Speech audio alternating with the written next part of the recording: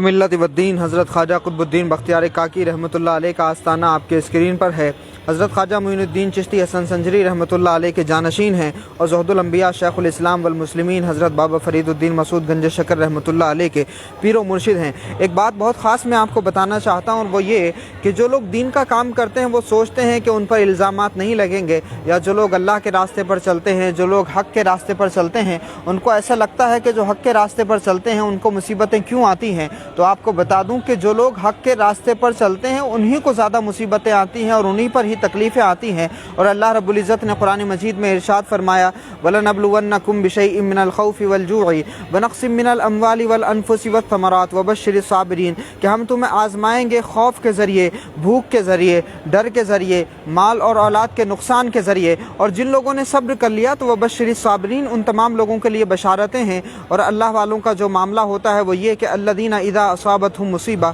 قالوا انا للہ وانا الیہ راجعون کہ جب اللہ کے نیک بندوں پر مصیبتیں آتی ہیں تو وہ کہتے ہیں کہ یہ اللہ ہی کی طرف سے آئی ہیں اور اللہ ہی کی طرف ہمیں لوٹ جانا ہے۔ پھر اللہ فرماتا ہے کہ اولئک علیہم صلوات من ربہم برحمہ ان پر اللہ کی رحمت ہے اور درود ہے، واولئک هم المہتدون اور وہی لوگ ہدایت یافتہ ہیں۔ یعنی جو لوگ مصیبتوں پر صبر کرتے ہیں، مصیبتوں پر شکر کرتے ہیں، اور جن لوگوں پر آزمائشیں اترتی ہیں تو اللہ رب العزت کا شکر کرتے ہیں اور صبر کرتے ہیں، تو اللہ ارشاد فرماتا ہے کہ ان کے لیے صبر، ان کے لیے خوشخبریاں بھی ہیں اور ان کے لیے اللہ رب العزت نے بڑے انعامات بھی رکھے ہیں۔ تو ہم حضرت خواجہ قطب الدین بختیار کاکی رحمۃ اللہ علیہ کے آستانے پر اس وقت ہیں، اور قطب الملت والدین حضرت خواجہ قطب الدین بختیار کاکی رحمۃ اللہ علیہ پر جب حضرت سلطان شمس الدین التمش رحمۃ اللہ علیہ بادشاہ تھے تو اس وقت خواجہ قطب صاحب پر کسی عورت نے زنا کا الزام لگایا تھا۔ آج کے حالات کے تناظر میں ذرا اس پورے واقعے کو سننے کی اور سمجھنے کی کوشش کریے گا کہ دلی کا سلطان حضرت خواجہ قطب الدین بختیار کاکی رحمۃ اللہ علیہ کا مرید ہے،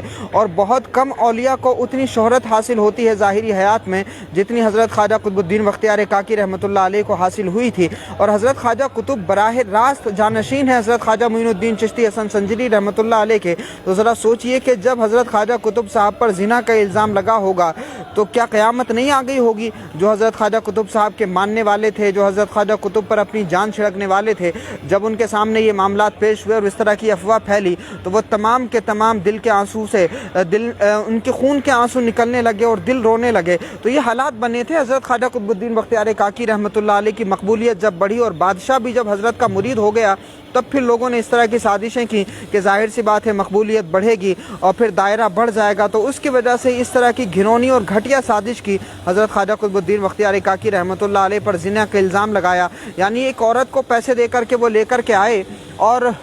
جو ہے اس نے رونا دھونا شروع کیا بادشاہ کے سامنے، اور اس نے کہا جی میرے ساتھ میں کسی نے زنا کیا ہے، بدکاری کی ہے۔ تو بادشاہ نے کہا سلطان شمس الدین التمش نے کہ بتاؤ کس نے تمہارے ساتھ میں یہ زیادتی کرنے کی کوشش کی ہے؟ تو وہ عورت کہتی ہے کہ تم ان کو سزا نہیں دو گے اور تم یہ تسلیم نہیں کرو گے۔ تو سلطان شمس الدین التمش جن کا دربار انصاف کے دربار کے نام سے جانا جاتا تھا، سلطان شمس الدین التمش نے کہا ایسا نہیں ہو سکتا، بتاؤ تمہارے ساتھ کس نے یہ خطا کی ہے؟ وہ عورت مکر کرنے لگی، رونے لگی، آنسو بہانے لگی، اور پھر جب بادشاہ نے زیادہ پوچھا تو اس عورت نے، اس بدکار عورت نے کہا کہ میرے ساتھ میں تمہارے پیر قطب الدین نے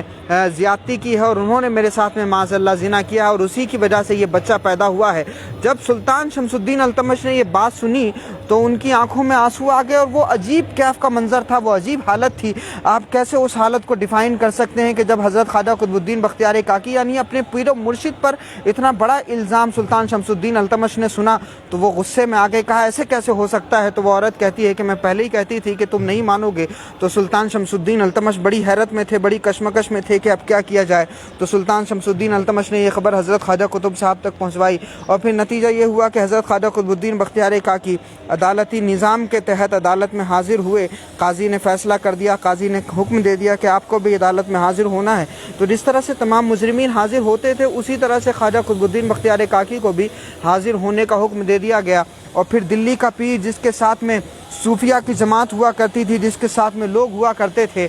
इसी दिल्ली ने देखा है कि उसी कुतुबुद्दीन बख्तियार काकी पर इल्ज़ाम लगा और फिर वही हज़रत ख्वाजा कुतुबुद्दीन दिल्ली की अदालत में खड़े हुए हैं और जब काजी ने पूछा कि जी अपना मामला रखिए, उस औरत ने अपना मामला रखा और फिर हज़रत ख्वाजा कुतुबुद्दीन से काजी ने कहा कि आप अपनी सफाई पेश कीजिए। ख्वाजा कुतुबुद्दीन के पास में अपने अलावा और अपने खुदा के अलावा कोई गवाह मौजूद नहीं था, लेकिन अगर अदालती निज़ाम की बात करें तो वहाँ 2 गवाहों का होना बहुत ज़्यादा ज़रूरी है। उस औरत ने ये इल्ज़ाम लगाया है और ख्वाजा कुतुबुद्दीन बख्तियार काकी रहमतुल्लाह अलैह को इस इल्ज़ाम का जो है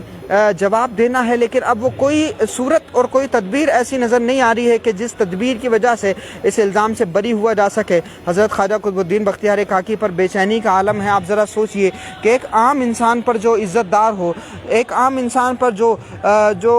मामूली सा आदमी हो, जिसकी कोई हैसियत ना हो, बस समाज में एक नाम हो उसको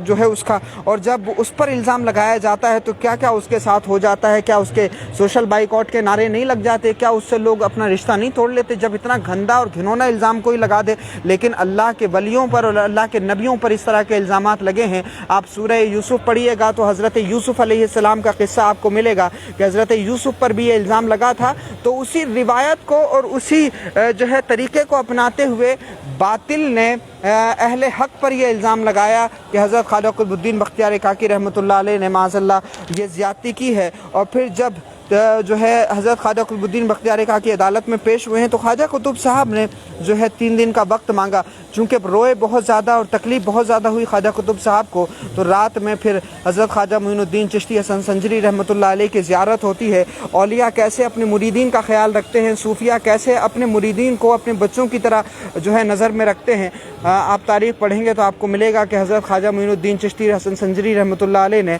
ख्वाब में ख्वाजा कुतुबुद्दीन बख्तियार काकी रहमतुल्लाह अलैह को हुक्म फरमाया कि 3 दिन का वक्त ले लो और मैं तीसरे दिन हाजिर हो जाऊंगा। अब जब 3 दिन का वक्त लिया गया तो बड़ी चमगोइयाँ हुई, बड़े लोगों ने नारे लगाए, बड़े लोगों ने कहा कि जी अदालती कार्रवाई को मुलतवी क्यों किया जा रहा है। लेकिन बादशाह ने कहा कि अगर मेरे पीरो मुर्शिद ने 3 दिन का वक्त मांगा है तो इनको 3 दिन का वक्त दिया जाता है और अपनी सफाई पेश करेंगे हज़रत तो इनको पूरा मौका दिया जाएगा। हज़रत ख्वाजा कुतुबुद्दीन बख्तियार काकी रहमतुल्लाह अलैह की आंखों में आंसू हैं, दिल रो रहा है। हज़रत के मानने वालों पर एक क़यामत टूट पड़ी है। फिर नतीजा ये हुआ कि तीसरे दिन जो है मगरिब होने वाली थी और उस मगरिब की नमाज में हज़रत ख्वाजा कुतुबुद्दीन बख्तियार काकी रहमतुल्लाह अलैह तशरीफ़ फरमा थे। जब जमात हो रही थी, जाहिर सी बात है लोग कलेजा थाम के बैठे थे और जब ये कहा गया कि जी गरीब नवाज़ रहमतुल्लाह अलैह ने हमें बताया है वो तशरीफ़ लाने वाले हैं, तो लोगों ने ये भी कहा कि ये फ़र्ज़ी बातें हमसे ना करें, दलाइल की बुनियाद पर बातें करें और दलाइल ये है कि आप पर जो है इल्ज़ामात लगे, आप इनकी सफाई दीजिए। तो हज़रत ख्वाजा कुतुबुद्दीन बख्तियार काकी रहमतुल्लाह अलैह ने यह फरमाया कि मुझे 3 दिन की मोहलत दी जाए और तीसरे दिन गरीब नवाज़ रहमतुल्लाह अलैह जो है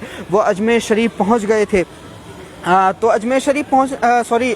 दिल्ली आ गए थे। अजमेर शरीफ से दिल्ली का सफ़र किया हज़रत गरीब नवाज़ रहमतुल्लाह अलैह ने उस बुढ़ापे में अपने मुरीद की इज़्ज़त बचाने के लिए, अपने मुरीद की हिफाजत करने के लिए और ख्वाजा कुतुब साहब रहमतुल्लाह अलैह को उस इल्ज़ाम से बरी करने के लिए जब हज़रत ख्वाजा गरीब नवाज़ इसी दिल्ली में तशरीफ़ लाए हैं तो सुबह में बादशाह को कहा कि अदालत लगाई जाए। मजमा लगाया गया और फिर जब मजमा लगाया गया, अदालत लगाई गई, तो फिर उस अदालत में हज़रत गरीब नवाज़ रहमतुल्लाह अलैह ने उस औरत को कहा कि जी सच सच बता दो क्या मामला है। वो औरत फिर मक्र करती है और वही रोने लगती है कि जी मेरे साथ इन्होंने ये ख़ता की है। हज़रत गरीब नवाज़ रहमतुल्लाह अलैह ने उससे कई मरतबा कहा लेकिन वो अपने मक्र से बाज नहीं आई। तो ख्वाजा गरीब नवाज़ रहमतुल्लाह अलैह उस बच्चे को हुक्म देते हैं तो वही बोल पड़ता है। वो शीरखार बच्चा, वो शीरखार बच्चा एक नबी के लिए भी बोला था और शीरखार बच्चे की माँ पर जब इल्ज़ाम लगा था तब हज़रत ईसा माँ की गोद में बोले थे और कुरान मजीद में ये मौजूद है, इन्नी अब्दुल्लाहि आतानी अल किताब वजालनी नबिया, के अल्लाह ने मुझे अल्लाह का बंदा बनाया है और मुझे किताब भी दी है और मुझे नबी भी बनाया है। तो ये कुरान मजीद में आप पढ़ेंगे कि अल्लाह रब्बुल इज़्ज़त अपने नेक बंदों की पाक दामनी को कैसे हिफाजत में रखता है। तो जब हज़रत ख्वाजा कुतुबुद्दीन बख्तियार काकी ने उस शीरखार बच्चे की तरफ इशारा किया तो वो शीरखार बच्चा अपनी माँ की गोद से बोल पड़ा कि मेरे बाप ख्वाजा कुतुबुद्दीन नहीं है बल्कि इस भीड़ में वो चरवाहा है जो सामने खड़ा है। और जब ये उस शीरखार बच्चे ने ये बात कही तब हज़रत ख्वाजा कुतुबुद्दीन बख्तियार काकी रहमतुल्लाह अलैह पर जो इल्ज़ाम लगा था वो इल्ज़ाम भी धुल गया और सारी दिल्ली वालों पर आया हो गया, सारी दिल्ली वालों पर वाज़े हो गया कि यह हज़रत ख्वाजा कुतुबुद्दीन बख्तियार काकी रहमतुल्लाह अलैह पर इल्ज़ाम लगाया गया था। और उसके बाद गरीब नवाज़ रहमतुल्लाह अलैह भी बहुत जलाल में और ख्वाजा कुतुब साहब का भी दिल दुख चुका था और हज़रत गरीब नवाज़ रहमतुल्लाह अलैह के तमाम मुरीदीन के अंदर गुस्सा था, ख्वाजा कुतुब साहब के तमाम मुरीदीन के अंदर गुस्सा था। इसलिए गरीब नवाज़ रहमतुल्लाह अलैह अपने कुतुबुद्दीन को दिल्ली से लेकर के जो है रवाना होते हैं अजमेर के लिए। दिल्ली वालों के दिल कबाब हो चुके थे और हज़रत ख्वाजा गरीब नवाज़ रहमतुल्लाह अलैह के पीछे पीछे होलिया सुल्तान शमसुद्दीन अल्तमश भी पीछे, तमाम दिल्ली की रियाया पीछे, और लोग जो है आंसू बहा रहे हैं कि हुजूर ये गलतियाँ हो गई हैं, आप इनको यहीं छोड़ दें। तो हज़रत ख्वाजा कुतुबुद्दीन बख्तियार काकी को गरीब नवाज़ रहमतुल्लाह अलैह ने मन्नत और समाजत के बाद लोगों की, जब लोगों ने बहुत ज़्यादा हज़रत गरीब नवाज़ रहमतुल्लाह अलैह से गुजारिशात की, तब हज़रत ख्वाजा गरीब नवाज़ रहमतुल्लाह अलैह ने हज़रत ख्वाजा कुतुबुद्दीन बख्तियार काकी को इस दिल्ली की इज़्ज़त संभालने के लिए और इन दिल्ली वालों के दिलों को कबाब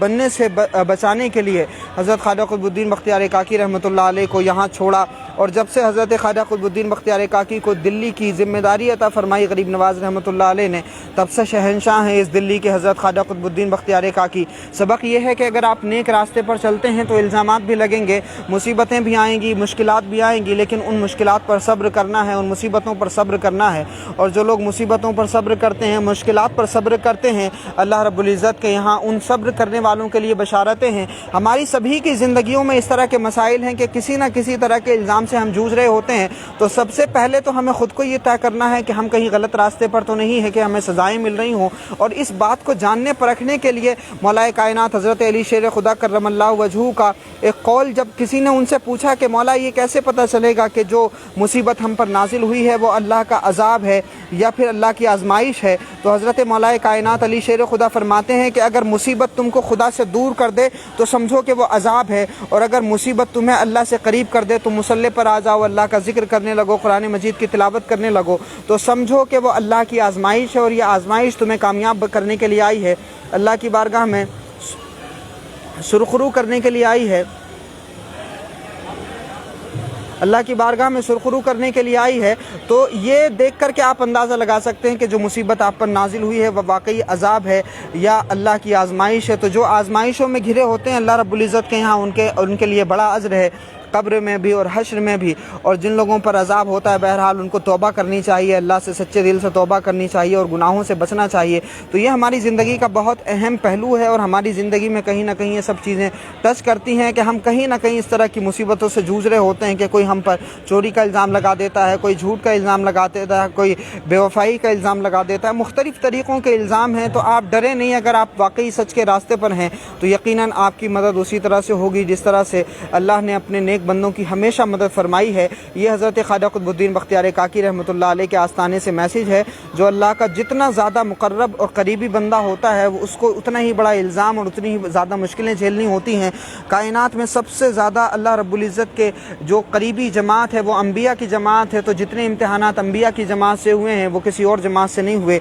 और फिर अम्बिया में जो सबसे करीबी मर्तबा है वो हमारे आपके आका जनाब रिसालत माब सल्लल्लाहु अलैहि वसल्लम का है। जितनी आजमाइशें अल्लाह के रसूल पर हुई, हमारे नबी पर हुई, हमारे नबी से और हमारे नबी के ख़ानदान वालों से हुई, उतनी आजमाइशें किसी से नहीं हुई। और जितनी आजमाइशें मुसलमानों के साथ हुई हैं होती हैं, उतनी आजमाइशें किसी और कौम के साथ नहीं हो सकती। याद रखिए कि जो अल्लाह के रास्ते पर चलते हैं उन पर आजमाइशें होती हैं।